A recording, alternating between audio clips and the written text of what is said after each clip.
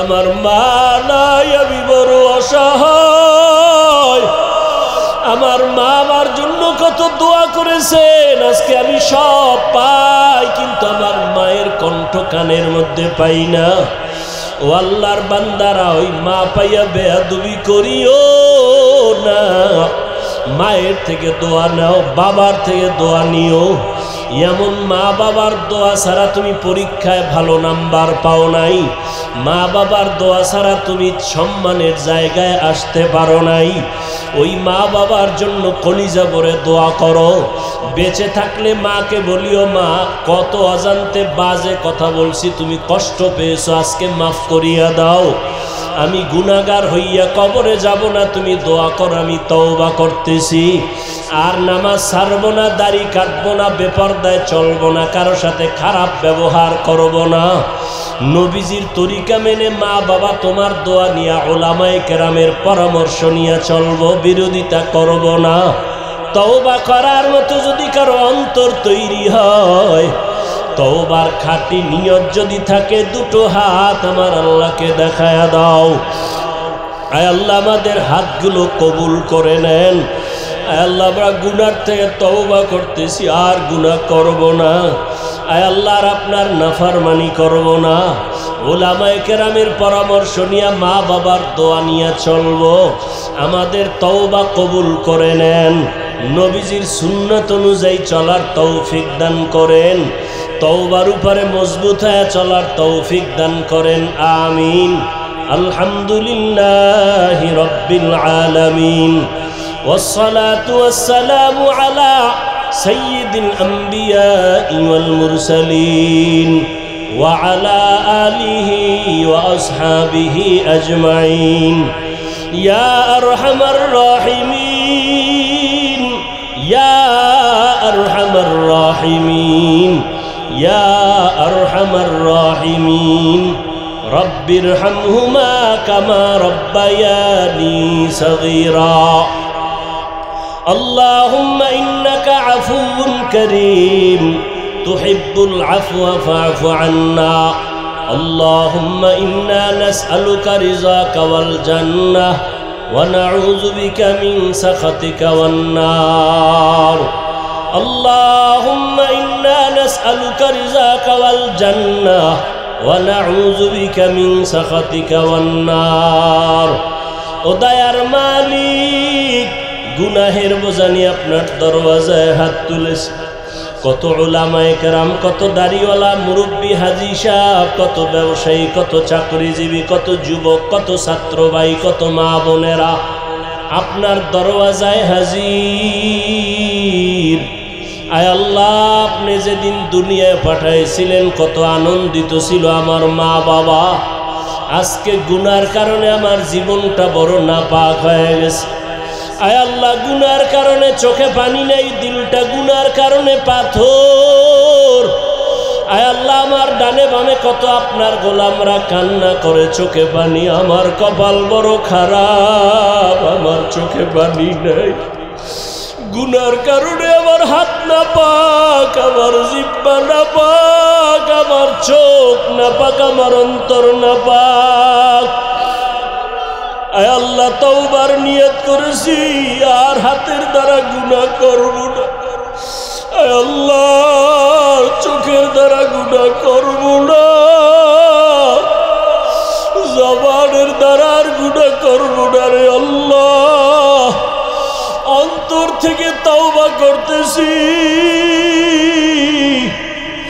আয় আল্লাহ, অন্তরের কল্পনার গুনাহের থেকে বাঁচতে চাই, হাতের গুনাহ থেকে বাঁচতে চাই, চোখের গুনাহের থেকে বাঁচতে চাই। মরণের তো আর সময় মনে হয় বাকি নাই। চোখের সামনে আমার মতো কত যুবকের লাশ। আয় আল্লাহ, এমন একটা দিন নাই যে লাশের খবর পাই না। মনে করছিলাম বুড়া হওয়ার আগে বুঝি মরব না, অথচ আমার মতো বহু যুবক চলে গেল। আয় আল্লাহ, গুনাহগার হইয়া কবরে যাইতে চাই না। কোরআনে গুনাহগারের যে শাস্তির বয়ান আপনি করেছেন, রহমতের নবী যে জাহান্নামের বয়ান করেছেন, ওই কবরে দুই পার্শ্বের মাটির চাপ, কবরে জাহান্নামের আগুনের গরম, হাসরের ময়দানে জাহান্নামের গরম, সূর্যের গরম সহ্য করতে পারবো না। আয় আল্লাহ, আপনি আমাদেরকে খাঁটি তওবা করার তৌফিক দান করেন। আয় আল্লাহ, গুনাহ মুক্ত হইয়া চলার তৌফিক দান করেন। আয় আল্লাহ, মাহফিল আপনি কবুল করে নেন। আয়োজনকারী, সহযোগিতাকারী, দান সদকাকারীদের কবুল করে নেন। এলাকায় শান্তি দান করেন আল্লাহ। ব্যবসা করে, চাকরি করে বরকত বাড়ায়া দেন। আয় আল্লাহ, আমার কলিজার প্রত্যেকটা যুবকের দিনের খাদেম বানায়া দেন। আয় আল্লাহ, পর্দার আড়ালের মা বোনদের আবেদা পর্দানিশী বানায়া দেন। অনেক সন্তানেরা অন্য ভাই বোনের সম্পদকে আত্মসাৎ করে নেয়, বাবারে কনভিন্স করে নেয়। আবার অনেক বাবা আছে একজনকে গোপনে সব দিয়ে দেয়, ভিন্ন সন্তানদের বঞ্চিত করে। জুলুম। আল্লাহর নবী বলেন, জুলুমের শাস্তিটা মরার আগে হয়। মালিক, কর্মচারীর থেকে তুমি সব কাজ আগে আদায় করে নিলা, বেতনটা টাইম মতো দিলা না, চাইতে গেছে ধমক দিয়েছো, জুলুম করেছো। আছে না নাই? এই দোষটা সব আমার। গার্মেন্টস ফ্যাক্টরির মালিক, ঘরে কাজের লোক আছে না? আহা, কাজের লোকের ঠিক মতো খানা দেয় না, কাপড় দেয় না, গাড়িতে কোথাও যায়, মালিক তার স্ত্রী সন্তান সুন্দর সিটে বসছে, ব্যাগ ডালা পেছনে কাজের মেয়েটাকে বসায় রাখছে। এরকম খবরও পাই না। জুলুমের বিচার হবে মরার আগে। হয় না? ফেরাউনের বিচার হইছে না? কথা কন না কেন? এটাই কি শেষ? ফাইনাল? এটা তো সেমিফাইনাল। ফাইনালটা তো পরকালে, মরার পর, কিয়ামতের দিন। বুঝেন না? পুলিশে আসামি ধইরা কোর্টে উঠাইব না? কোর্টে উঠানোর আগে কি পরিমাণ হাদিয়া চলে না?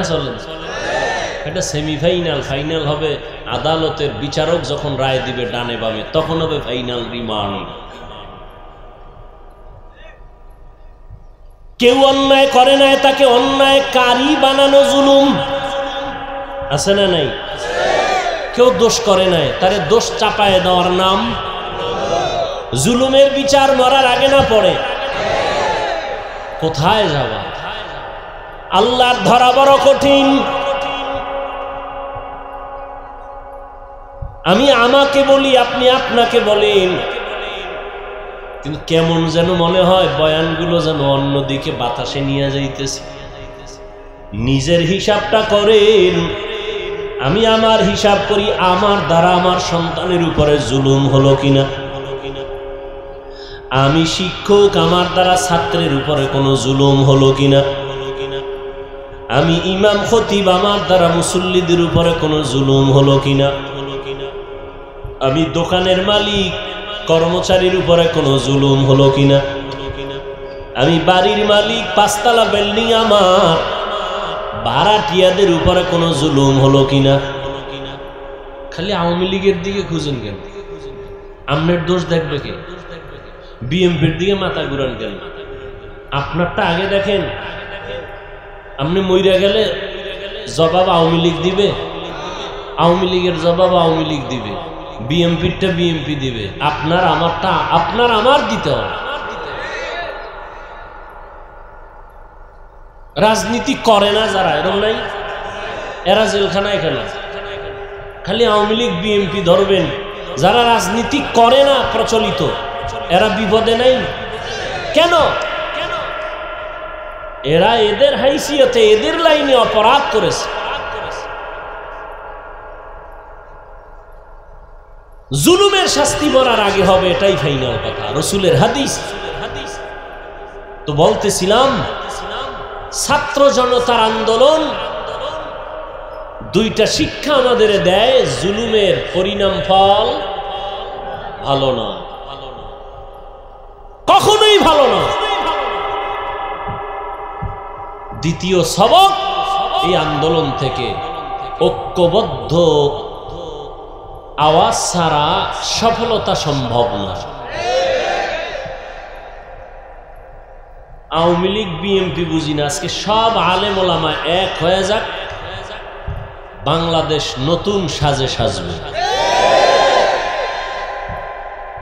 হতে দিবে না এরকম বহু শয়তান ভেতরে ঢুকে আছে না নাই? ওই যারা ফেসবুকে লেখালেখি করে একজনের পক্ষে আর একজন আলেমের বিরুদ্ধে, এরা শয়তানের এক দলের অন্তর্ভুক্ত। আলেমের বিরুদ্ধে তুমি লেখলে কি হবে ইসলামের? বলো, ইসলামের কি লাভ হবে বলো?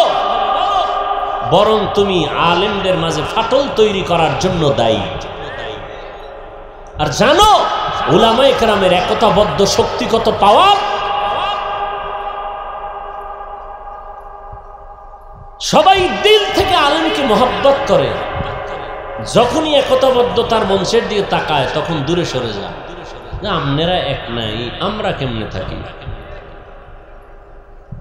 তুলনামূলক কমে আসতেছে, কিন্তু ফেসবুক যতদিন বন্ধ না হবে, আমি ওলামাদের এক মজলিসে মক্কায় বসে মদিনায় বলছি,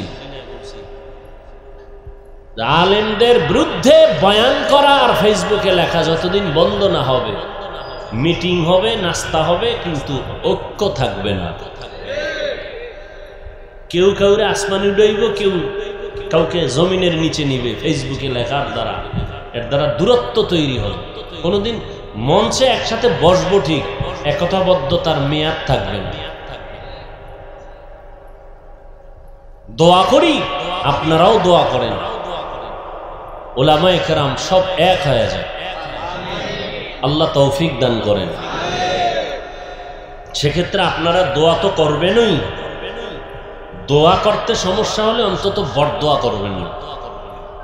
আপনার বরদোয়া কবুল হবে কিনা সেটা পরের কথা, করবেন না।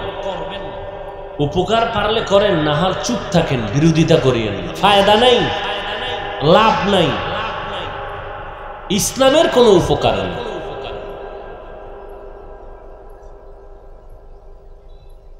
জুলুমের বিচার এ দুনিয়ায় হবে মরার আগে। আল্লাহ জুলুম থেকে আমাদেরকে হেফাজত করেন।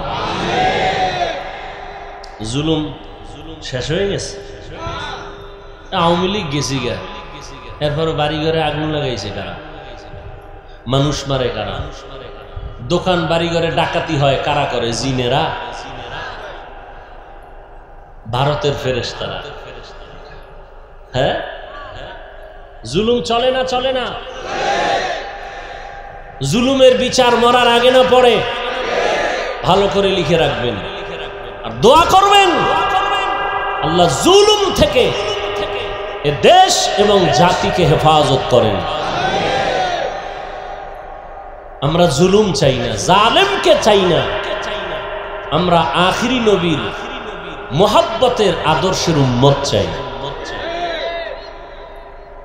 প্রত্যেকটা ক্ষেত্রে কারোটা মানুষ দেখে, কারোটা দেখে না। আপনি ভাইয়ের সাথে জুলুম করতেছেন, মেয়ের সাথে জুলুম করতেছেন, বোনের সাথে করতেছেন, দোকানওয়ালা কর্মচারীর সাথে করতেছে, কেউ দেখে না, আল্লাহ তো দেখতেছেন।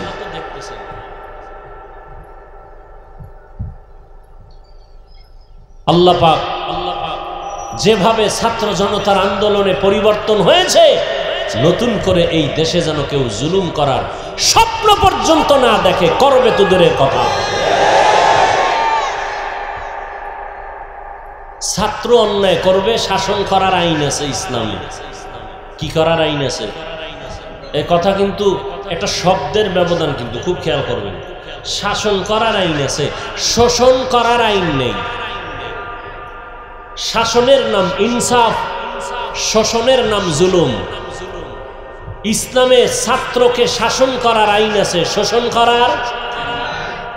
স্ত্রীকে শাসন করার আইন আছে, শোষণ করার আইন নাই। জনগণকে শাসন করার আইন আছে, শোষণ করার আইন নাই। ছাত্র অন্যায় করছে, একটা ধমক দেওয়ার মতো। শিক্ষক যদি 2 ধমক দেয়, 1 ধমক জুলুম। ছাত্র অন্যায় করেছে, একটা বেতের বাড়ির 2 বেত দেওয়া জুলুম। এখন একটা অন্যায় করছে, বেতের বাড়ি কয়টা? একটা পাবে, কিন্তু ওজন হবে কত? 1.5 কেজি না 10 গ্রাম? এখানেও ইনসাফ। অন্যায় করেছে, একটা বেতের বাড়ি পাবে, ওজন হবে মাত্র 10 গ্রাম। আধা কেজির ওজনে বেতের বাড়ি দেওয়া জুলুম।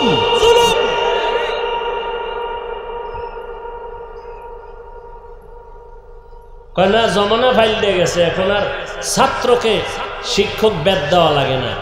ছাত্ররা উল্টা শিক্ষকের দিকে। কি নমুনা আছে না নাই?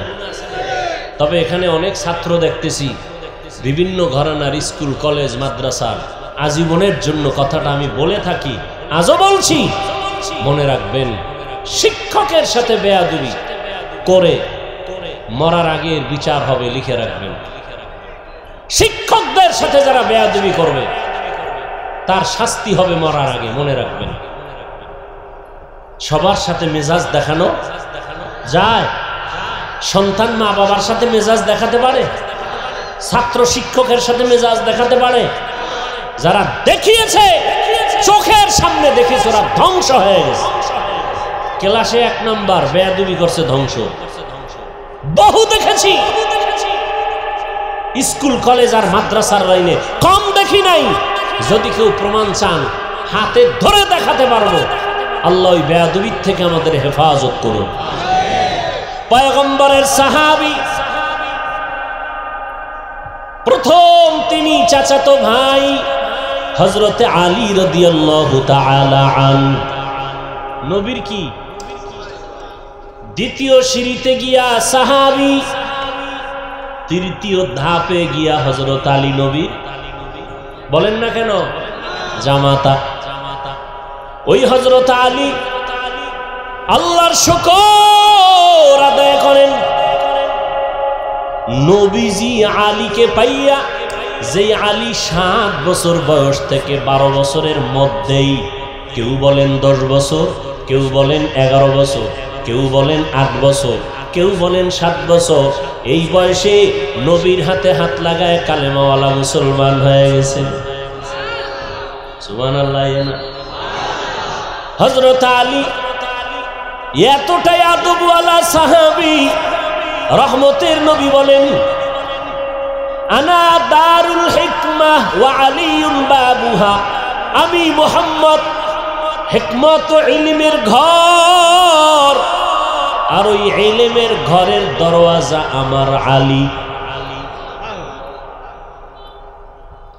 সুবহানাল্লাহ বলতে সন্দেহ?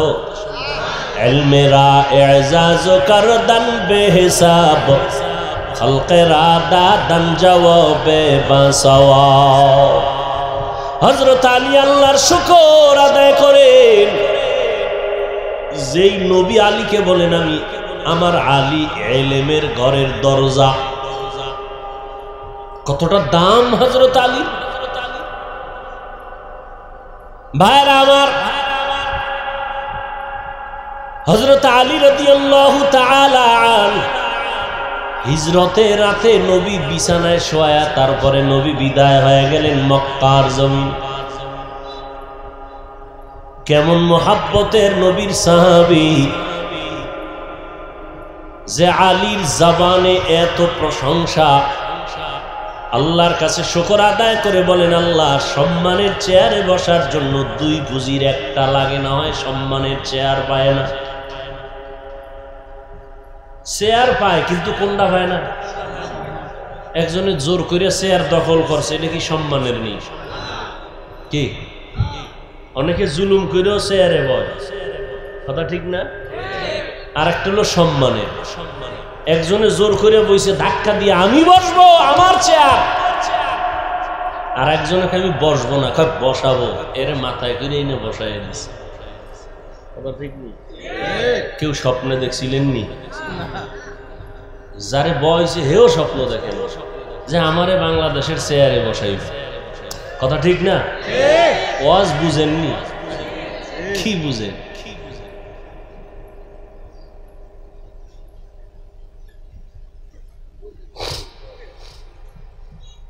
ভাইরা আমার, এরপরও কিন্তু ভয়, কারণ ফিলিস্তিনের জমিনের উপরে হিংস্র আক্রমণ, বাইতুল মাকদিসকে দখল করা, মুসলমানের উপর আক্রমণ। বাংলাদেশটা কিন্তু ছোট, মানচিত্রের দিকে তাকাইলে ছোট্ট একটা দেশ, টুপিওয়ালায় ভরা, মাদ্রাসায় ভরা।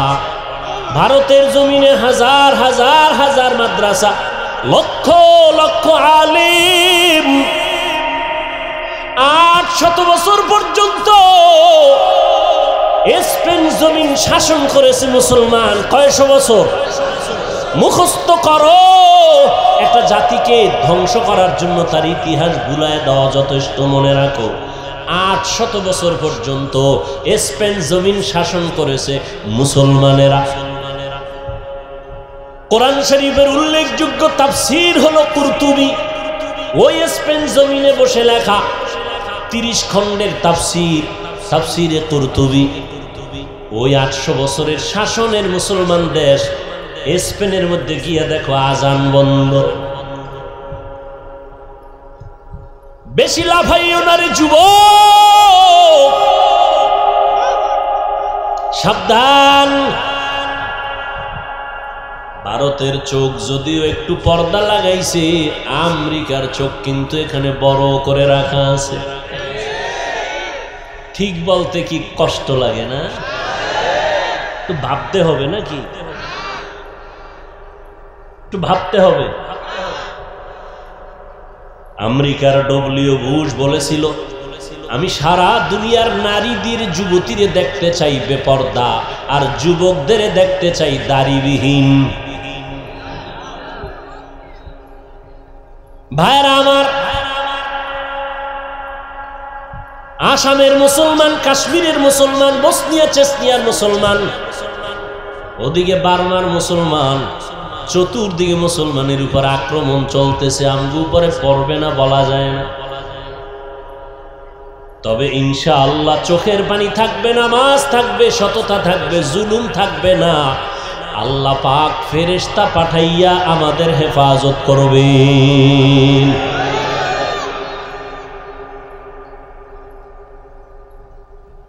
মক্কায় গেলাম, অনেক ছেলেরা আসলো, হোটেলে কাজ করে, এখানে কাজ করে, দেখা করার জন্য।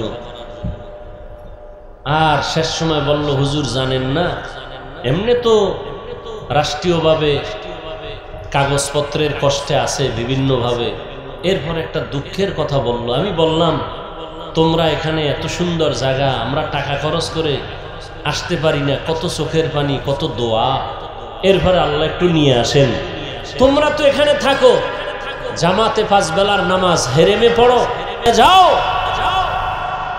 ওরা চোখের পানি ছেড়ে কাঁদলো আর বলল যে এখন প্রবণতা এমন যে এই ছেলেরা, কিছু কিছু মানুষ আছে ওখানে, টাকা যা পায় টুকটাক দিয়ে জুয়া খেলে।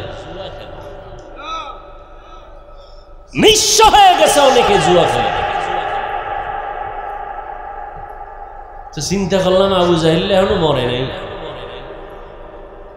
মক্কা মদিনার কাছে আইসাও নামাজ নাই, দাড়ি নাই, টুপি নাই। যদি এমন হয় জুয়া খেলে, আর এই টাকা মা বাবারে দিলে কি হবে?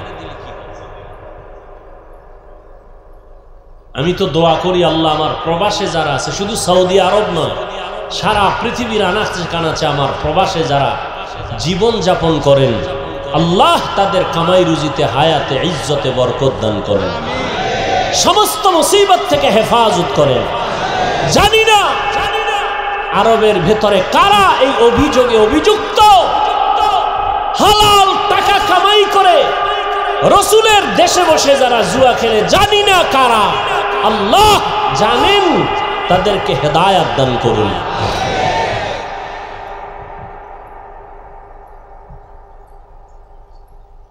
হযরত আলী রাসূলের এত আদরের সাহাবী, সম্মানের জন্য দোয়া করলেন, ও আল্লাহ, দুই পুঁজির একটা লাগে সম্মানের চেয়ারে বসার জন্য, একটা পুঁজির নাম হলো শিক্ষাগত যোগ্যতা ইলম, আর একটা পুঁজির নাম হলো সম্পদ টাকা পয়সা। একটা লোক কলম দিয়ে দস্তখত দিতে পারে না, এরপরে সবাই চেয়ার আগায় দেয়, কিও কয় আমগো দেশের দানবীর। স্কুলের হেডমাস্টার শিক্ষিত মানুষ। হযরত আলী বলেন, ও আল্লাহ, দুই পুঁজির আসলটা আমাদের দিছেন, কি ইলম দিয়েছেন, টাকা পয়সা দেন নাই। মিয়া, নবীজি দোয়া করলে কবুল হইতো না? সেই নবী খন্দকের যুদ্ধে গিয়া পেটে পাথর বাঁধলেন, মদিনাতুল মুনাওয়ারার পার্শ্বে খন্দক, সাহাবায়ে কেরাম নিয়া গর্ত খনন করলেন, নবীও ওই কাজে হাত দিলেন। সাহাবায়ে কেরাম কেউ কষ্ট সহ্য করতে না পেরে ছুটি চাইলেন, মিথ্যা অভিযোগ দিয়ে বললেন বাড়িতে অসুস্থ রোগী আছে, বাড়ি যাব, বাড়ি পাহারা দেওয়ার কেউ নাই, যাব। জিবরাইল আইসা বলে, নবীদের অন্তরে নিয়ত খারাপ, কষ্ট, এই জন্য মিথ্যা কথা বলে যেতে চায়, এদের অন্তরে নেফাকি। আল্লাহ আয়াত নাজিল করে দিলেন,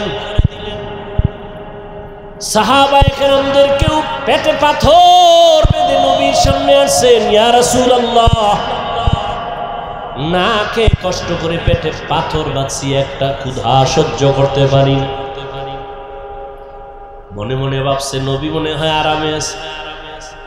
সবার কথা শুই না নবী কয়, সাহাবায়ে কেরাম, আপনারা পেটে পাথর বাঁধছেন একটা, আমি মুহাম্মদ রহমতের নবী, আমার জামাটা উঠাইয়া আমি দেখাই, দেখেন রহমতের নবী আমার জামাটা উঠাইয়া দেখাইলেন। সাহাবায়ে কেরাম দেখে আমাদের পেটে পাথর একটা, রহমতের নবীর পেটে পাথর দুইটা। ক্ষুধা কষ্ট, নবী যদি দোয়া করতেন উহুদ পাহাড় স্বর্ণ হয়ে যাও, কয় না, কষ্টের মধ্যে শান্তি। ভোগ বিলাসের মধ্যে কি নাই? দেখছেন শান্তি, এখন টের পাননি কি পরিমাণ শান্তি। আল্লাহ, আহ, জুলুমের শাস্তি দুনিয়ায়, কষ্টের জিন্দেগি। নবী আমার 1 বছর না, 2 বছর না, 3 বছরের মতো সময় আমার নবীরে মক্কার বেঈমানেরা গৃহবন্দী করে রাখছে শিয়াবে আবু তালিবের ভেতর। পানি দেয় না, খানা দেয় না। রহমতের নবী আমার গাছের পাতা ছিঁড়ে ছিঁড়ে চাবাইয়া তারপরে পেটের ক্ষুধা নিবারণ করো। না খাইয়া মরিও রে যুবক, প্রয়োজনে না খাইয়া মরিও, কিন্তু হারাম খানা ভেতরে ঢুকাইও না রে বাবা। শান্তি নাই, শরীরে রোগ বেড়ে যাবে, অশান্তি শুরু হয়ে যাবে। হযরত আলী রাদিয়াল্লাহু তাআলা আনহু বলেন, মান আল্লামানি হারফান ইনশাআ বাআ ওয়া ইনশাআ আতাকা, আমাকে একটা অক্ষর যিনি শিক্ষা দিয়েছেন, তিনি আমার কাছে এমন দামি যে আমাকে চাইলে বিক্রিও করে দিতে পারেন, গোলাম বানাইয়াও রাখতে পারেন। এই ছাত্ররা, হযরত আলী বলেন, একটা অক্ষর আমাকে যে শিক্ষা দিল তার দাম কত? আমাকে বিক্রিও করে দিতে পারে, আমাকে গোলাম বানাইয়াও রাখতে পারে। এ হলো শিক্ষকের মর্যাদা।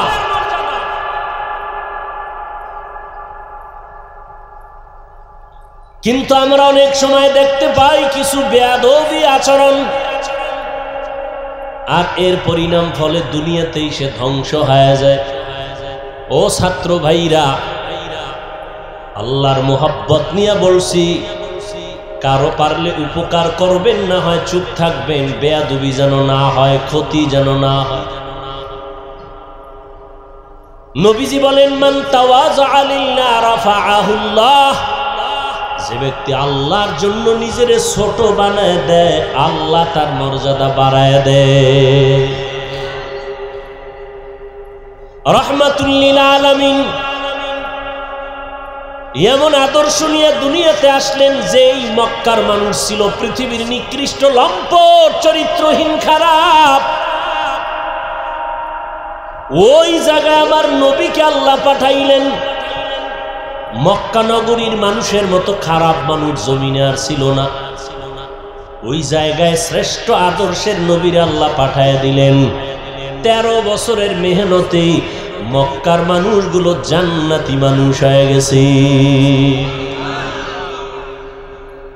মাত্র 13 বছরের মেহনত, নবী একটা গালি দেন নাই, কিচ্ছু বলেন নাই। সুন্দর ব্যবহার, সুন্দর আচরণ। আল্লাহ পাক আমার নবীকে এমন দয়ার নবী করে পাঠাইলেন। নবী আইসা দেখে মক্কার মানুষ এতটা খারাপ, কন্যা সন্তানদের এরা পছন্দ করে না, নারীদের সমাজের বোঝা মনে করে, বিধবা নারী পছন্দ করে না। বাবা ছেলে হইলে খুশি হয়, মেয়ে হইলে মুখ কালা করে বেজার হয়। এমন কি মেয়েকে জ্যান্ত দাফন করে হত্যা করে বাবা। ওই সময়ে রাসূল আসছেন, কন্যাদেরকে পছন্দ করে না। এই বাপ কি মনে করেন ভালো না জালেম? সেই রাসূলের যুগের 2-1টা জালেম এখনো আছে না নাই? ছেলে হলে খুব খুশি, মেয়ে হলে কষ্ট পায়। স্ত্রীর সাথে রাগ করে কথা বলে না, মেয়ে হলো কেন? তো মেয়ে হলো কেন এটা স্ত্রী কি জবাব দিবে? স্ত্রীর কোনো হাত আছে এখানে? লিল্লাহি মুলকুস সামাওয়াতি ওয়াল আরদ ইয়াহাবু লিমান ইয়াশাউ ইনাসান ওয়া ইয়াহাবু লিমান ইয়াশাউ যুকুর আও ইউযাওবিজুহুম যুকরানাও ওয়া ইনাসা ওয়া ইয়াজআলু মান ইয়াশাউ আকিমা ইন্নাহু আলিমুন কাদির।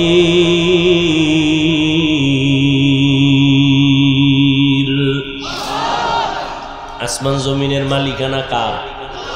আল্লাহ বলেন আমার ক্ষমতা সব। আমি চাইলে কাউকে ছেলে দেই, কাউকে মেয়ে দেই, কাউকে দোনোটা দেই, কাউকে কোনোটাই দেই না। ক্ষমতা কার? না আপনি স্লোগান দিচ্ছেন ছেলে হোক মেয়ে হোক দুটোর বেশি নয়, একটা হলে ভালো হয়, না হইলে আরো ভালো। স্লোগান দিছে ছেলে হোক মেয়ে হোক দুটোর, কথা বল না কেন? দুটোর একটা হলে ভালো হয়, এই স্লোগান আছে না নাই? এই স্লোগান যেদিন থেকে শুরু, আমার মাওলার কুদরত সেদিন থেকে শুরু। সেদিন থেকে একসাথে 2টা, একসাথে 3টা, একসাথে 4 সন্তান। মা মরছে কয় না, মা এখনো তাজা। একসাথে 4 সন্তান আছে না নাই? সন্তানও সুস্থ, মাও। ছেলে হোক মেয়ে হোক দুটোর বেশি নয়, একটা হলে ভালো হয়, না হইলে আরো ভালো। এটা বাইতুল মুকাররমের খতিবের স্লোগান, মক্কা মদিনার ইমামের স্লোগান, এটা আমেরিকার স্লোগান, পশ্চিমা বেঈমানের স্লোগান, ইহুদি খ্রিস্টানদের স্লোগান। এই স্লোগান দিয়ে এরপরে আবার ট্যাবলেটও দিয়ে দিস, খাও, নিয়ন্ত্রণ করো। কি নিয়ন্ত্রণ? জন্ম নিয়ন্ত্রণ। নিয়ন্ত্রণের ক্ষমতা কার হাতে? আল্লাহ পাক বলে দেখ, সেই 20 বছর আগের নিয়ন্ত্রণের ট্যাবলেট খাওয়ার পরে আমগো সোনার বাংলায় জনসংখ্যা কি পরিমাণ কমলো? মাইনাস না প্লাস? ট্যাবলেট কই, স্লোগান কই? আমরা হুজুরেরা বাড়াইছি না, এখানে ময়দানে সব হুজুর নি, এই যুবককে পাঠাইছি। এক কথায় আল্লাহর সাথে পাল্লা দিয়া কেউ আগাই নমরুদ দিয়ে পারছেনি? আল্লাহরে মাইরে ফেলাইলে কেসা খতম। নমরুদ কথা আল্লাহরই মারি, তীর ধনুক নিয়ে রেডি আল্লাহকে মারবে। গুলি মারছে, ধনুক। আল্লাহ কয় ওয়া মাকারু ওয়া মাকার আল্লাহ ওয়াল্লাহু খায়রুল। তীরের আগায় রক্ত লাগে গেছে, নিচে আইয়া কয় দেখছো নি আল্লাহরে মাইরা ঠাক জায়গায় শেষ করে দিছে এই যে রক্ত। এত পাওয়ারফুল নমরুদ, ওরে মারার জন্য কোন বাহিনী লাগছে? বলেন, এই জালেমরে শেষ করছে একটা অসুস্থ মশা, সাথে জুতা মোবারক। ঠিক নি? মাথার ভিতরে গিয়ে মশা আশ্রয় নিছে, ফাঁকে ফাঁকে একটা মিস কল দেয়। নমরুদ্দের চান্দি গরম। কত কবিরাজ, কত আয়ুর্বেদিক, কত ডাক্তার, ঔষধ, কোনোটাই মাথা ঠান্ডা হয় না। হঠাৎ করে জুতার সাথে মোলাকাত, মাথা হিমেল হয়ে গেল। নমরুদ কারে, আমার ভাইয়ের ভিতরে যে ঔষধ আছে আমি তো জানি না, জুতা লাগাইলি মাথা ঠান্ডা, যত একটু বাড়ি মারে আরো ঠান্ডা, বাড়ির পাওয়ার ওজন বাড়ায় দেয় আরো ঠান্ডা। এই জুতার বাড়ি দিলেই মাথা ঠান্ডা। কেমন সান কপাল! এই কপাল কি সবার হয়নি? আল্লাহ মাঝে মাঝে জুতার সাথে মোলাকাত করায়, সান কপাল্লাদের। বুশের গালে জুতা লাগছে, সাংবাদিক বলে কাইফা হাল, ডোন্ট মাইন্ড। জুতা খেয়ে কেমন লাগলো? বলে কিচ্ছুই মনে হয় না, এটা আমার গণতান্ত্রিক অধিকার। নমরুদ্দের জুতার বাড়ি দিলে মাথা ঠান্ডা। কেমন কপাল আর কেমন ঔষধ! এটা তো আর কোনো বানানো ঔষধ না, আমাদের ইতিহাস তো ইসলামে আছে। এনে জুতার বাড়ি কে দিবে? আলাদা কর্মচারী রাখো, বেতন দিয়ে, কামি হইলো বেতন নিবে, জুতার বাড়ি নেবে। জুতার বাড়ি দেয় একজন, দেয় ওর বাথরুমে যাওয়া লাগবে না তো? স্যার আমি বাথরুমে যাবো, আর একজন রাখতে হবে, আমি একা পারি না। এবার ডবল কর্মচারী, ওর কাজ কি? জুতার বাড়ি। নমরুদ্দের ডাক দিয়ে কয় যত জোরে মারবি বাড়ি, বেতন বাড়ায় দিবে। আল্লাহর কুদরত কত কঠিন! আল্লাহ চাইলে মুহূর্তে সব কিছু করে দিতে পারে। মুহূর্তে, জীবনে কল্পনা যা হয় নাই আল্লাহ তা করে দিতে পারে। আমরা এখন আনন্দে নাচতেছি, কি নাচতেছি না? আমরা যদি আবার সীমা লঙ্ঘন করি, তা আমাদের কল্পনায় নাই আল্লাহ এমন কিছু করে দিতে পারেন না, পারেন না। যেমন এই বাইতুল মাকদিস, ফিলিস্তিনের ইতিহাস আমি ছাত্রদের ক্লাস করাই। 100 বছর পর্যন্ত বনি ইসরাইল এত চালাক, মুসা নবী, ঈসা নবীর উম্মত, একদল ইহুদি আর একদল খ্রিস্টান। আল্লাহ এদের দিলেন নিয়ামত, নবীদের দেশ বাইতুল মুকাদ্দাস। এরা জুলুম শুরু করলো, নবীর গায়ে হাত তুললো। যেই জাতি নবীর গায়ে হাত তুলে, যেই উম্মত আলেমদের বিরুদ্ধে যায়, ওদের অভিশপ্ত জীবন নেমে আসে মুহূর্তের মধ্যে। যে যুগে নবী নাই, ওই যুগে উম্মতের পথ প্রদর্শক উলামায়ে কেরাম, সেই আলেমদের উপরে যখন কারো হস্তক্ষেপ হবে, তখন এটা আসমান থেকে ফয়সালা নেমে আসবে। আল্লাহ দেখেন না, দেখেন না? আপনাকে চৌক আছে দেখার মতো? আছে? থাকলে কোনোদিন আলেমদের বিরুদ্ধে লেখবেন না, বলবেন না। কোন আলেমকে কখনো বয়ান দিতে যাবেন না। খবরদার, এইভাবে করেন, ওইভাবে চলেন। আলেমকে এই চালাকি করে বয়ান দিতে যাবেন না। আপনি পথ প্রদর্শক নয়, উলামায়ে কেরাম পথ প্রদর্শক, ওয়ারাসাতুল আম্বিয়া। তারা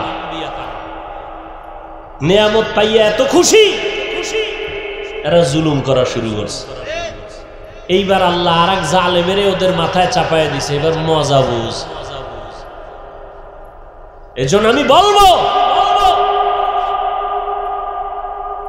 যাই করেন না কিছু, জুলুম যেন আপনার থেকে, আমার থেকে প্রকাশ না পায়, সাবধান। যেই সমাজে জুলুম হয়, ওই সমাজে আর শান্তি থাকে না, আর বিচারের ফয়সালা আসমান থেকে চলে আসে। নমরুদের ফয়সালা হয়ে গেল। রহমতের নবী এমন এক টাইমে আসছেন, কন্যাদেরকে হত্যা করে নবী এসে নারীদের জন্য রহমতের চাদর বিছাইয়ে দিলেন আর বললেন, আমি শুধুমাত্র মক্কা আর মদিনার নবী না, আমি দো জাহানের সরদার, সমস্ত জগতের জন্য আমি নবী।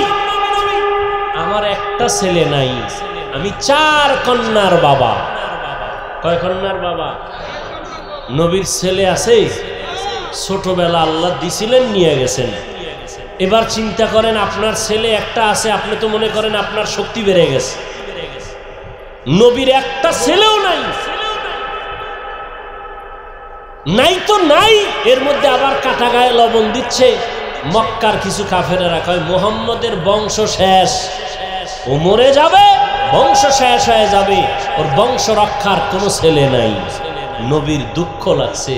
আল্লাহ কয়, নবী আমি আপনার ডাইরেক্ট ছেলে না দিলেও এমন ব্যবস্থা দিছি, কিয়ামত পর্যন্ত আপনার প্রশংসা থাকবে সবার মুখে। ইন্না আতাইনা কাল কাউসার, আমি আপনাকে কাউসার দিলাম। কাউসারের এক অর্থ হলো রুহানি সন্তান। যদিও নবী ঔরার জাত, সন্তান নাই, কিন্তু গোটা দুনিয়াতে ১৫০০ বছর পরেও রুহানি সন্তানের অভাব নাই দুনিয়াতে। আজও রসুলের বিরুদ্ধে কথা বলে কেউ নিস্তার পায় না। রুহানি সন্তানেরা মাথা উঁচু করে আন্দোলনে নেমে পড়ে।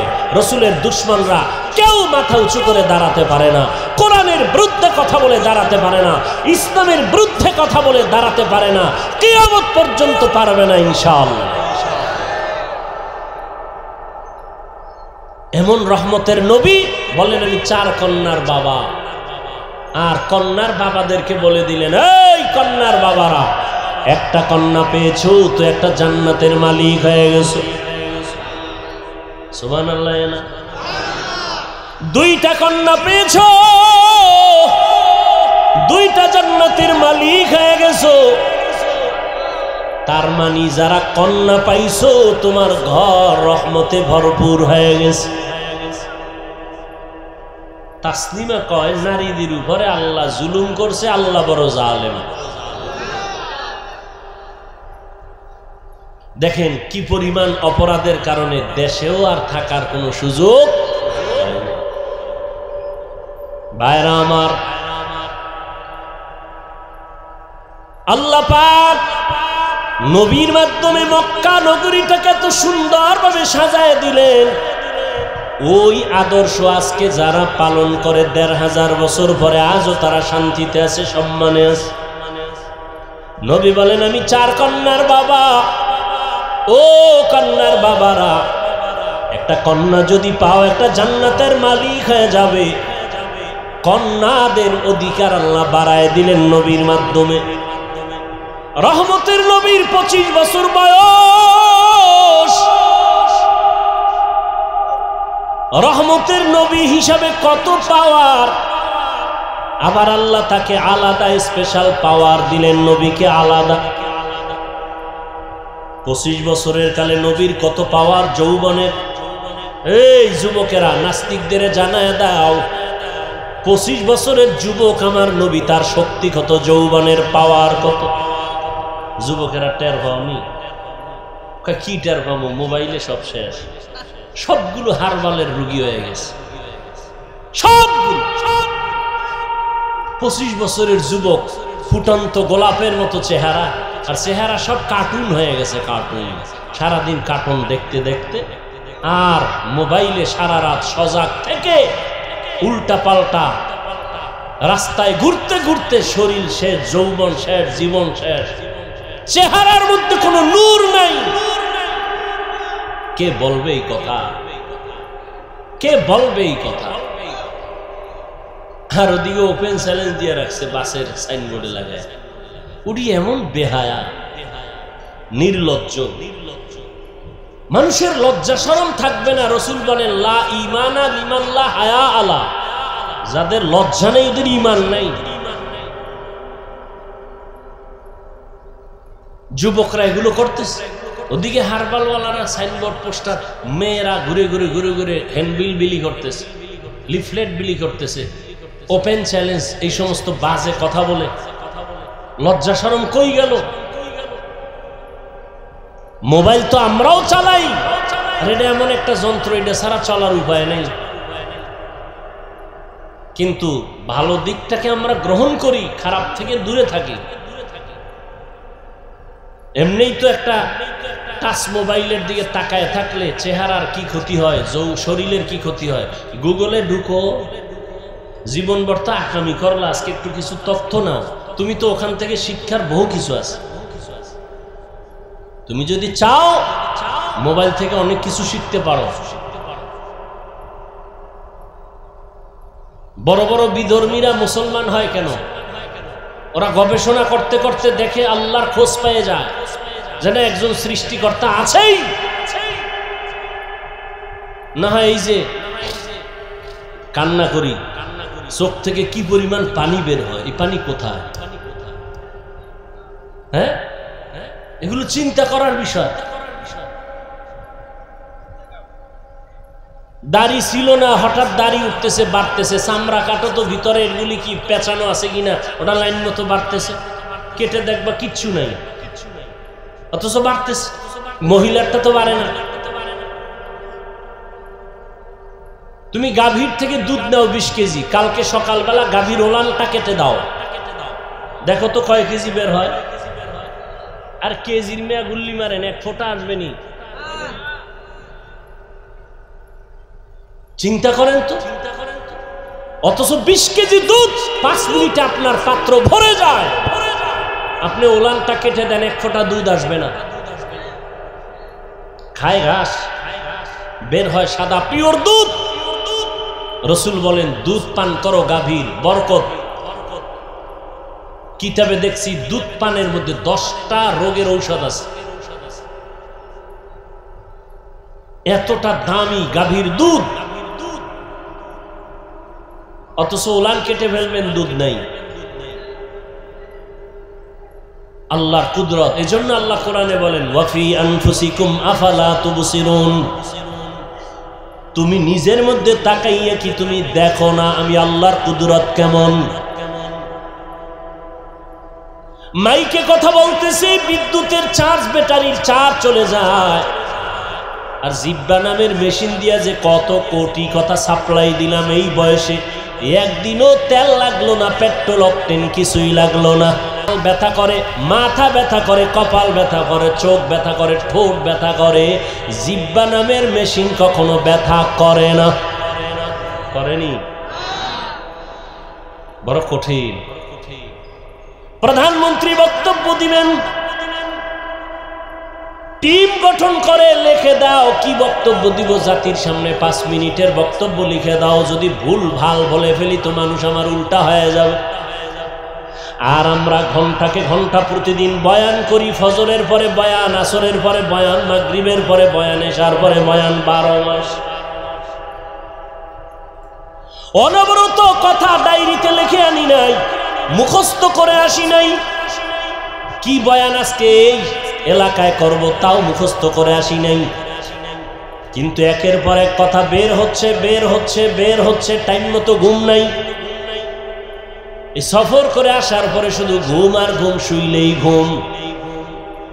এরপরে যে বয়ান করতেছি, একটা কথা যদি উল্টা পাল্টা বের হইয়াই যায়, বন্ধু আমার দুশ্মনে পরিণত। কেউ আমারে সাজাইয়াও দেয় নাই। এইভাবে আগামীকাল বয়ান, প্রত্যেক দিন বয়ান, 12 মাস। ঘুম টাইম মতো হয় না। তোমরা যখন ঘুমাও তখন আমরা গাড়িতে, রাস্তায় থাকি। এরপরেও 2-1টা কথা একটু স্লিপ হয়ে যায়।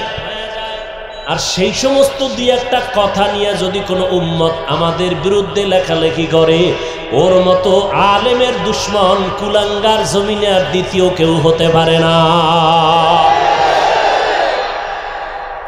ঘন্টাকে ঘন্টা কথা বলতেছি, লেখা নিয়ে আসছি। কি মনে হয় মুখস্থ করে আসছি যে আজকে এত এই কয়টা কথা বলবো? এ কুদরত কা। এর মধ্যে 2-1টা ভুল অনিচ্ছায় হতে পারে।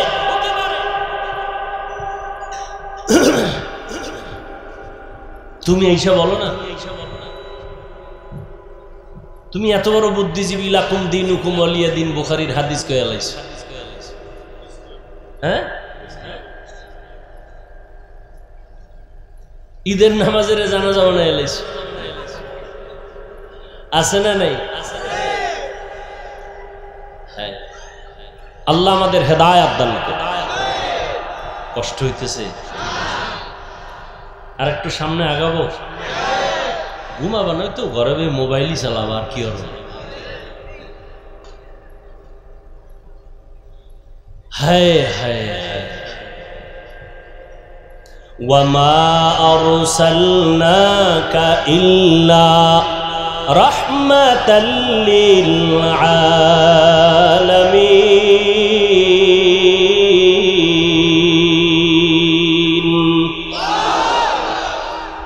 এই যে এত বয়ান শুনো যুবক বাবারা, অন্তরে মায়া আছে না? মোহাব্বত লাগে না? এই বয়ান তো কোরআন থেকে বলতেছি, রসুলের থেকে বলতেছি। সেই কোরআন কেন পড়ো না? কোরআনটা কেন বুকে লাগাও না?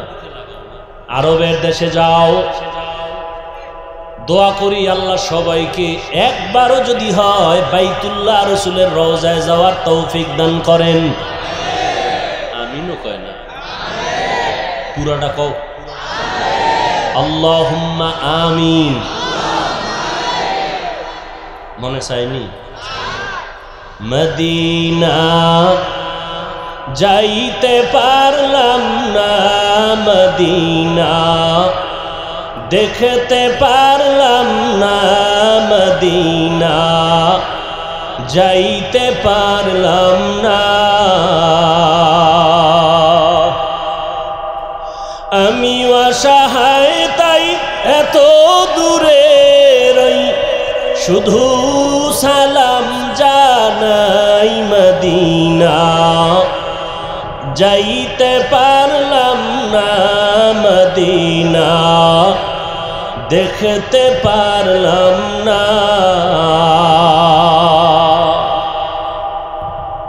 আরবের ভিতরে যাও, ওরা যারা গাড়ি চালায় ড্রাইভার, ওরাও কোরআন পড়ে, গাড়ি চালু অবস্থায় চালক চালাইতেছে আর তেলাওয়াত করতেছে। মিশরের জমিনে গিয়ে দেখো, ইউসুফ নবীর দেশ, মাঠে ময়দানে চাষাবাদের কাজ করে, জবানে সুন্দর তেলাওয়াত চলতেছে। আমার মাওলার কোরআন এত সুন্দর, এটা শুনতে যেমন মজা, দেখতেও তেমন মজা, পড়তেও তেমন মজা। কেন বাবা কোরআনটা বুকে লাগাও না? তুমি ইঞ্জিনিয়ার হও, ডাক্তার হও, কোনো বাধা নাই, হও, দোয়া করি, তবে আল্লাহর কোরআনটা সিনায় লাগাইও।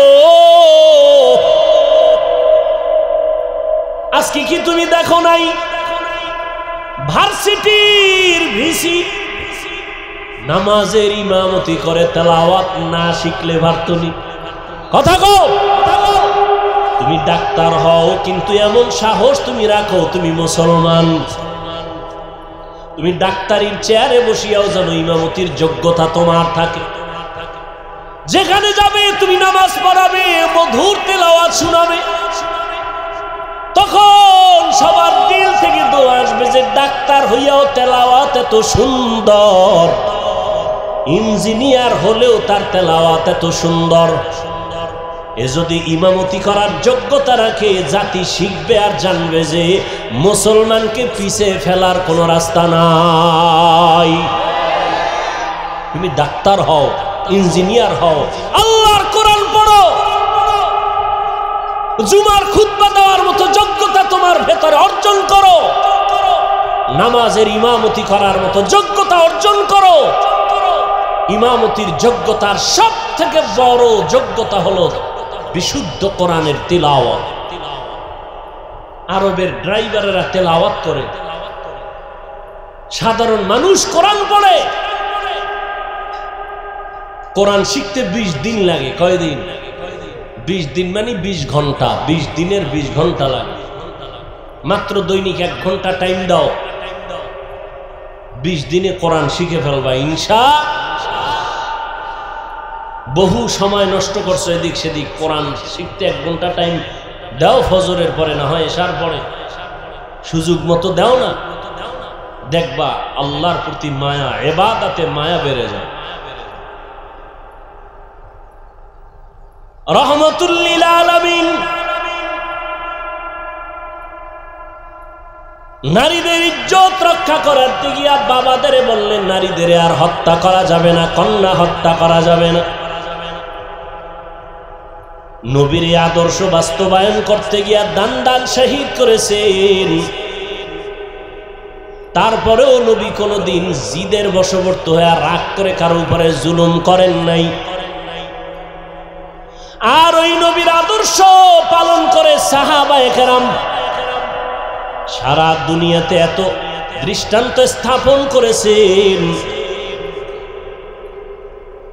যে আজকে সাহাবায়ে কেরামের আদর্শ নিয়ে দুনিয়ার মানুষ তার জীবনকে সুন্দর করে।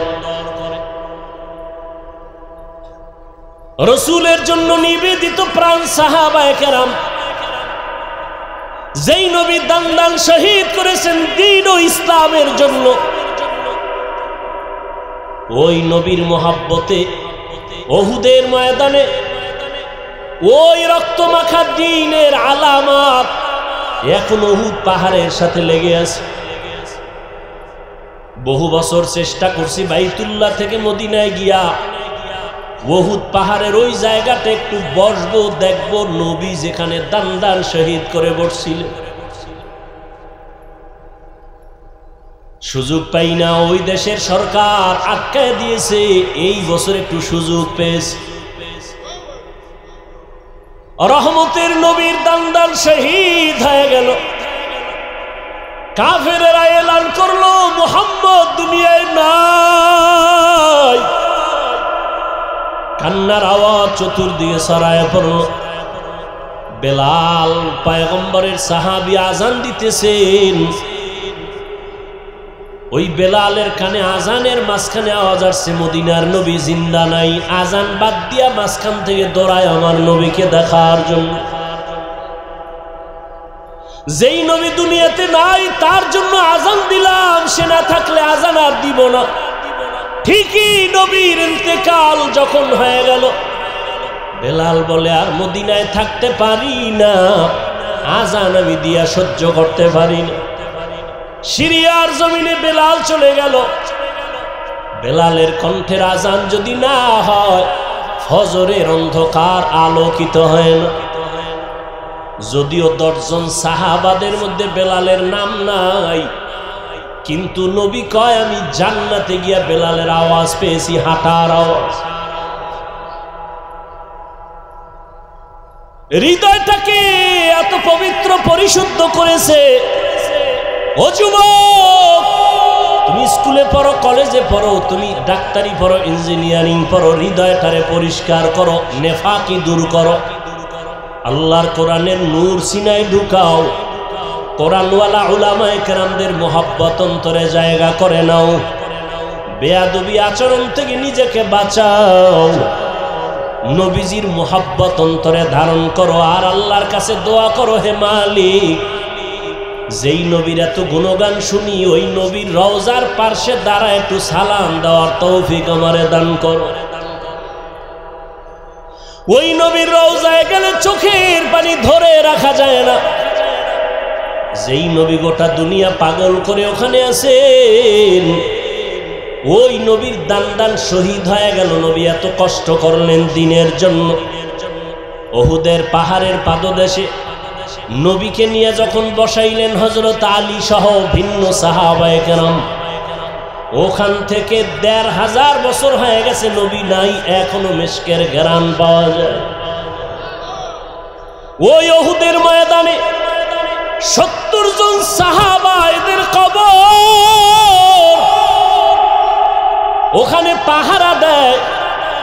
বাংলাদেশি কিছু বান্দা ওখানে আছে। উহুদের শাহাদাত বরণকারীদের এরিয়াটা বাউন্ডারি করে দিছে সরকার, ভেতরে ঢোকা যায় না। বাংলাদেশি সহ আরো অনেক আলেমরা পাহারা দেয়, ওই দেশের আলেম আছে। একজনে সেদিন বললেন, হুজুর আল্লাহর কসম, উহুদের এই ময়দানে যদি রাত্র 2টার পরে আসেন মিশকের ঘ্রাণ বের হইতে থাকে। ওখানেই তো নবীর জন্য দ্বীনের নিসবতে জীবন দিয়েছে। রসুলের কলিজার টুকরা পন চাচা বীর আমির হামজা, যার কলিজা বের করে আবু সুফিয়ানের স্ত্রী হিন্দা চাবায়া চাবায়া খাইছিল। এরে নবীর উম্মতের দল, ও ইহুদের ময়দানে পয়গম্বরের আরেকজন সাহাবী হানজালা রাদিয়াল্লাহু তাআলা আনহু বাসর রাতে চলে আসছে। গোসল না করিয়া নবী নাই খবর শুইনা হাজির। ও আল্লাহর বান্দারা, তোমার নেতার বিরুদ্ধে নেত্রীর বিরুদ্ধে কথা বললে তুমি আন্দোলনে নামো, বিরোধিতা করো। নবীর বিরুদ্ধে কথা হয়, বলো তোমার আন্দোলন তখন কোথায় থাকে? ইসলামের বিরুদ্ধে কোরআনের বিরুদ্ধে কথা হবে, মুসলমান আন্দোলন করবে না, ঘরে বসে থাকবে, এটা কখনো হতে পারে না। নবী নাই খবর শুনিয়া সাহাবায়ে কেরাম ঘর থেকে দৌড়ায়, হানজালাও দৌড়ায়। যেই পোশাকে তারা মরেছে, শহীদ হয়েছে, এই পোশাকে হাসরের ময়দানে উঠবে। কিয়ামতের দিন এদের গায়ে রক্ত মাখা দেখবে। আল্লাহ ডাকবে, শহীদরা আসো, বিনা হিসাবে জান্নাতে যাও। হঠাৎ নবীর কানে একজন সাহাবিয়া মহিলা এসে বলেন, ইয়া রাসূলুল্লাহ, শাহাদাত বরণকারী সাহাবাদেরকে আপনি বিনা গোসলে জানাজা পড়ায় কবর দেন। একজন সাহাবী, তারে আপনি বিনা গোসলে কবর দিবেন না। হানজালা ফরজ গোসল অবস্থায় চলে আসছেন, গোসল করে নাই, শুনছেন নবী নাই, অমনি দৌড়ায় চলে আসছে তরবারি নিয়ে। নবী বলেন, খবর দাও, খুঁজো হানজালার লাশ, গোসল দেওয়া লাগবে। জিব্রাইল আমিন এসে নবীকে বলেন, ইয়া রাসূলুল্লাহ, যেই সাহাবী দ্বীনের নিসবতে আপনার মহব্বতে ফরজ গোসল বাদ দিয়া চলে আসছে বাসর ঘরে বিবির মায়া ছাড়িয়া, ওই সাহাবীর গোসল আল্লাহ জান্নাতের পানি দিয়া ফেরেশতার মাধ্যমে করায় দিয়েছে। এরে যুবক, আল্লাহর গোলাম, ওই সাহাবাদের আদর্শ অন্তরে লালন করো। এখনো সময় আছে, তওবা করে নাও। বিজয়টা তোমার কেমন তুমি ভাবনি। ইমানদারের ভাবনা বেঈমানের ভাবনা কখনো এক না। একজনে আমার মুমিনের সালাম দিয়া কয়, কেমন আছেন? বলে, আমার ইমানের হালাত ভালো, তো আলহামদুলিল্লাহ আমি ভালো আছি। আমার ইমান আমলের হালাত খারাপ, তো আমি বলতে পারি না ভালো আছে, আমি বড় খারাপ আছি। আর তোমার চিন্তা চেতনা, তোমার বাড়ি আছে, গাড়ি আছে, টাকা পয়সা, ব্যবসা ভালো, তুমি ভালো আছো। নামাজ যে পড়লা না, এই বিষয়ে তোমার ভালো মন্দের কোনো বিচার হলো না। এখনো সময় আছে, তওবা করে নাও। আল্লাহর কাছে অন্তর খুলে তওবা করো। হে মালিক, তোমার নিয়ামতের হায়াত না থাকলে বাঁচার উপায় নাই। তোমার নিয়ামতের নিঃশ্বাস যদি বন্ধ হয় আর উঠাইতে পারবো না। তোমার নিয়ামতে যদি তুমি ঘুম থেকে উঠায় না দাও, আমার জীবনে আর উঠা সম্ভব হবে না। ও আল্লাহ, জীবনটা শুধু নিয়ামত পাইলাম, কিন্তু শুকর আদায় করতে পারলাম না। হাতের শুকর আদায় করতে পারি নাই, তোমার দেওয়া চোখের নিয়ামতের শুকর আদায় করতে পারি নাই, তোমার দেয়া নিয়ামতের জবানের শুকর আদায় করতে পারি নাই, তোমার দেয়া নিয়ামত চোখের শুকর আদায় করতে পারি নাই। কোনদিন কোরআন শরীফ হাতে নিলাম না, চোখ দিয়া তাকায় দেখলাম না, জবান দিয়া কোরআন তেলাওয়াত করতে পারলাম না। জীবনে অনেক কিছু চোখ দিয়া দীর্ঘ টাইম তাকাইয়া দেখছি, কিন্তু 1 মিনিটের জন্য কোরআনের দিকে তাকাইয়া সহ্য করে দেখতে পারি নাই। জীবনে জবান দিয়ে কত কথা বলেছি, মোবাইলে সারাটা রাত, কিন্তু জবান দিয়ে 100 বার দরুদ শরীফের আমল করতে পারি নাই। জবান দিয়া কোরআন তেলাওয়াতের আমল করতে পারি নাই। এই হাতের দ্বারা কত লেখাই যে জীবনে লেখলাম, কিন্তু হাতের দ্বারা কোরআন ধরিয়া ধরিয়া লাইনে আঙ্গুল টেনে পড়তে পারি নাই। হিসাব মিলায় দেখলাম আমার মতো নাফরমানার এই জমিনে কেউ নাই। ও যুবক বাবারা, বৃদ্ধ বাবাজিরা, পর্দার আড়ালের মা বোনেরা, আল্লাহর কাছে নিয়ামতের হিসাব কিন্তু দিতেই হবে। আল্লাহর দেওয়া নেয়ামত পাইলেন, আল্লাহর দেওয়া বাতাস বড় নেয়ামত, আল্লাহর দেওয়া পানি বড় নেয়ামত, সূর্যের আলো বড় নেয়ামত। সব কিছু ভোগ করলেন, শুকর আদায় করলেন না। আল্লাহর নবী দোয়া শিখাইছেন, যখন ঘুম থেকে তুমি উঠবা আলহামদুলিল্লাহ বলে শুকর আদায় করবা। নামাজ আদায় করবা, সেজদায় গিয়া সুবহান রব্বিয়াল আলা বলবা। আজকে ঘুম পাইয়া ঘুমাইলা, ফজরের আজান কানে আসলো, মসজিদে হাজির হতে পারলাম না। এখনো সময় আছে, তওবা করে নাও। কত আল্লাহর বান্দার খবর পাই, নিজেও নামাজে ফজরে যায় না, অনেক ভাড়াটিয়ারা যেতে চায়, গেটের চাবি দেয় না নামাজে যাওয়ার জন্য। ও হতভাগা কপাল পোড়া ঘরের মালিক, এখনো সময় আছে, পায়ে হাত রেখে বলি তওবা করে ফিরিয়ে আসো। তোমার ঘরের ভাড়াটিয়া এমন হওয়া চাই যে 5 বেলার নামাজে জামাতে যাবে। এমন একজন কর্মচারী তুমি বাড়ির মধ্যে রেখে দাও, কাজের মানুষ, যে তোমার ভাড়াটিয়াদেরকে 5 ওয়াক্ত নামাজে ডাকবে, চলো নামাজের সময় হয়ে গেছে। তোমার ঘর আমার আল্লাহর রহমত দ্বারা ভরপুর হয়ে যাবে, ফেরেশতারা পাহারা দিবে। ও যুবক বাবারা, স্কুলে পড়ো, ব্যবসা করো, মাওলার কোরআন তেলাওয়াত করো, দোকানে বসে আসো, বাজে কথা না বলে, মোবাইল না দেখিয়া দরুদ শরীফ পড়ো, ইস্তেগফারের আমল করো। পর্দার আড়ালের মা বোনেরা, ফজরের নামাজ পড়ো, সূরা ইয়াসিনটা তেলাওয়াত করে নাও। যোহরের নামাজ পড়ে সূরা ফাতিহা তেলাওয়াত করে নাও বা সূরা আর রহমান। আসরের নামাজ আদায় করে সূরা নাবা তেলাওয়াত করে নেন রে মা। মাগরিবের নামাজ আদায় করে সূরা ওয়াকিয়া তেলাওয়াত করেন। এশার নামাজের পরে মা সূরা মুলক তেলাওয়াত করেন। 5 বেলার নামাজে 5টা সূরার আমল।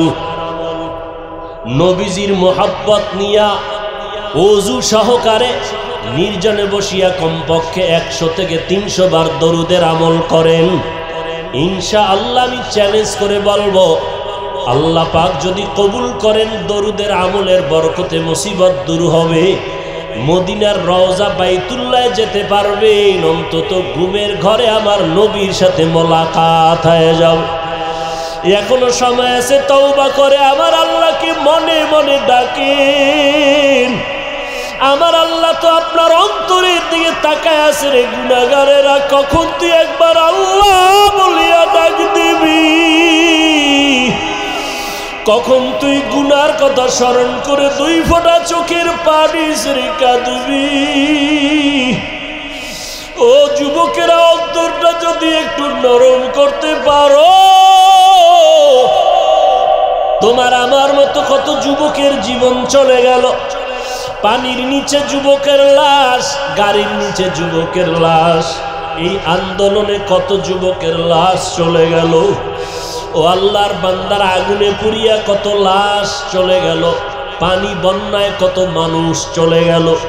তুমি আমি রাতের বেলা ঘুমাইব, রাতের বেলা ঘুমের পরে সকালে উঠার কোনো গ্যারান্টি নাই। ঘর থেকে বের হয়ে যে রাস্তায় যাও, ঘরে আসার কোনো গ্যারান্টি নাই। ও আল্লাহর বান্দারা, এখনো সময় আছে, 2 ফোঁটা চোখের পানি ছেড়ে গুনার কথা স্মরণ করে তওবা করো। মনে মনে আল্লাহকে বলো, আল্লাহ তোমার কোরআনটা বুকে লাগায় জবানে তেলাওয়াতের তৌফিক দাও। স্কুলে পড়ো, কলেজে পড়ো, চাকরি করো, বাধা নাই, কোরআন তেলাওয়াত বন্ধ করবা না।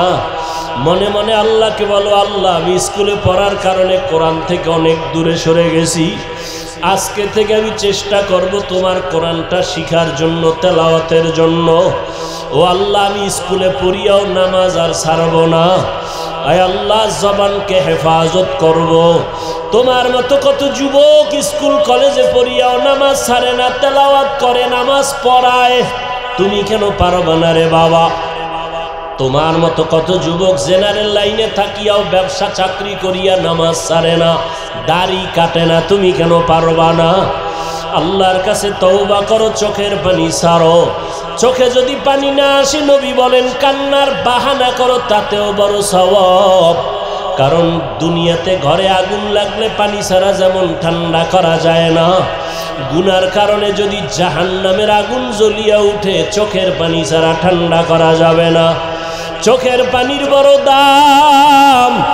রহমতের নবী নামাজে সিজদায় পড়ে কান্নার আওয়াজ, হাসরের ময়দানের ভয়ে নবী কান্নার আওয়াজ।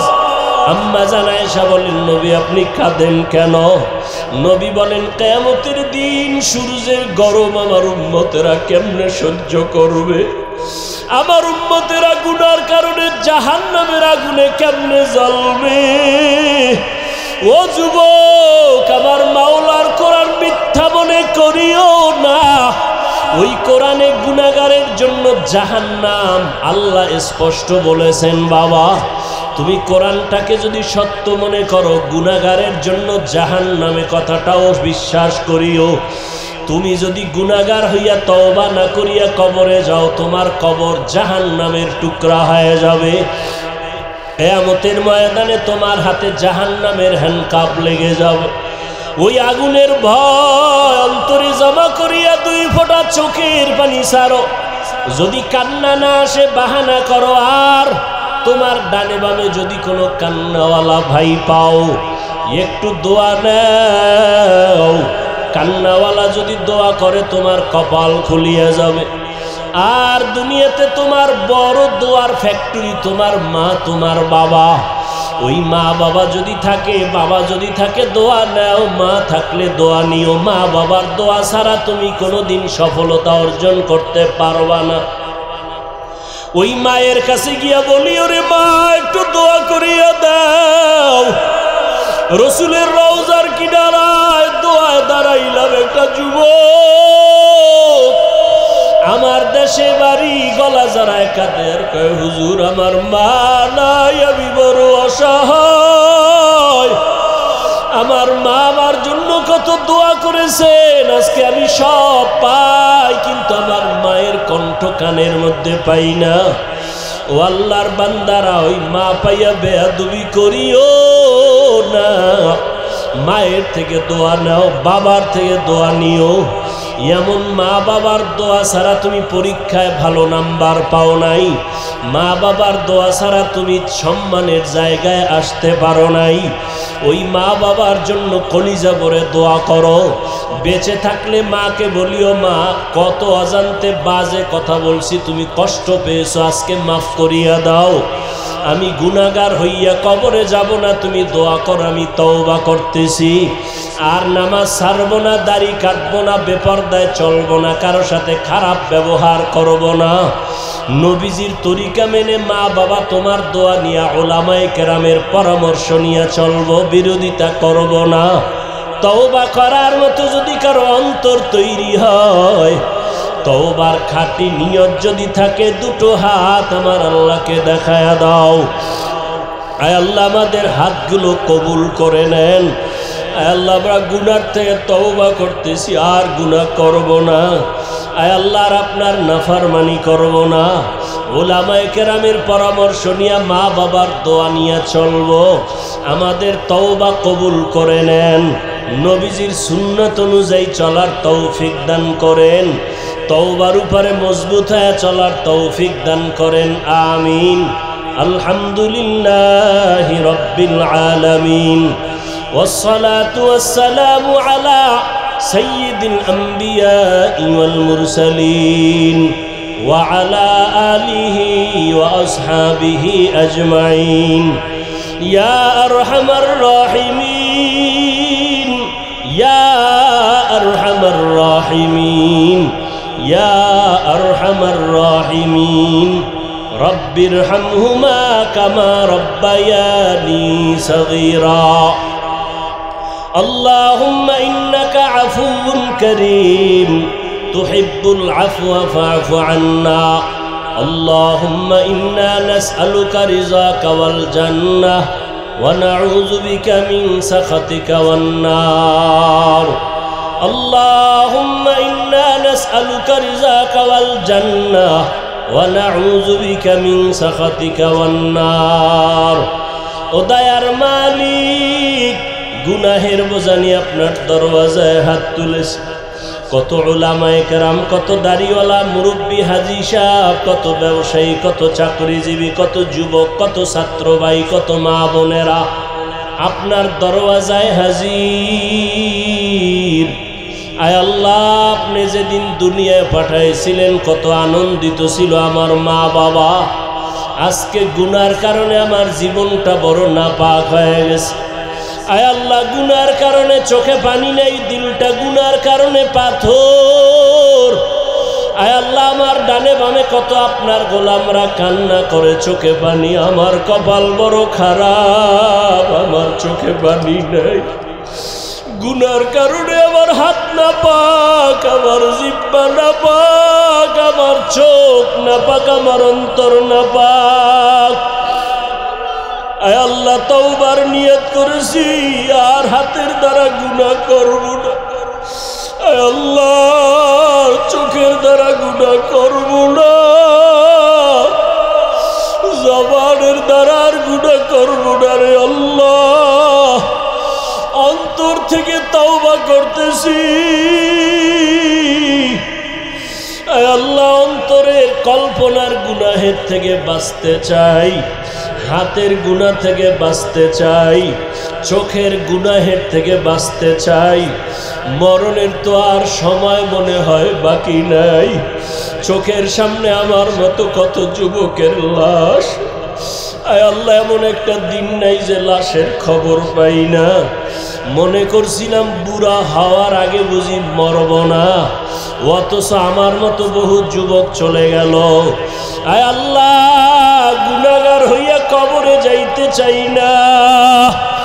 কোরআনে গুনাহগারের যে শাস্তির বয়ান আপনি করেছেন, রহমতের নবী যে জাহান্নামের বয়ান করেছেন, ওই কবরে দুই পার্শ্বের মাটির চাপ,